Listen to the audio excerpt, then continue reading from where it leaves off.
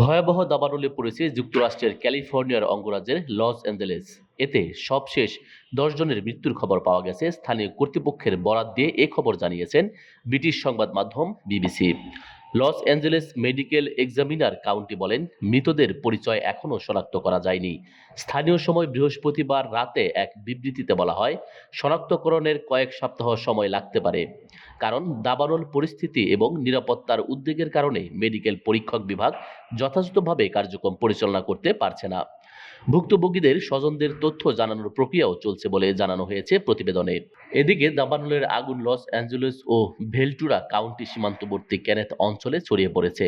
এরই মধ্যে আগুন প্রায় 13,000 একর এলাকা ছড়িয়ে পড়েছে। ঘরবাড়ি ছেড়েছেন প্রায় 1 লাখ মানুষ।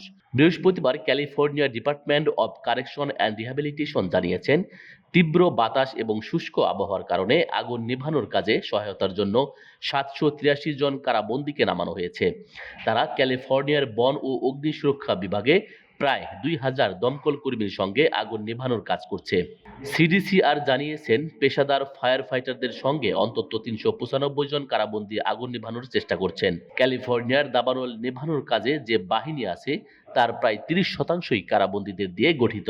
অন্যদিকে লস অ্যাঞ্জেলেস সব স্কুল শুক্রবার বন্ধ করে দেওয়া হয়েছে। শনিবারও স্কুল বন্ধ থাকবে। ডিজিটাল প্রযুক্তিতে শিক্ষার্থীদের ক্লাস চলবে বলে জানিয়েছেন। চলমান দাবানলকে আধুনিক ক্যালিফোর্নিয়ার ইতিহাসের সবচেয়ে আর্থিক ক্ষতি সাধন করা দাবানল আখ্যা দিয়েছেন অ্যাকোয়েদার প্রধান আবহাওয়াবিদ জেনাথন পোর্টার।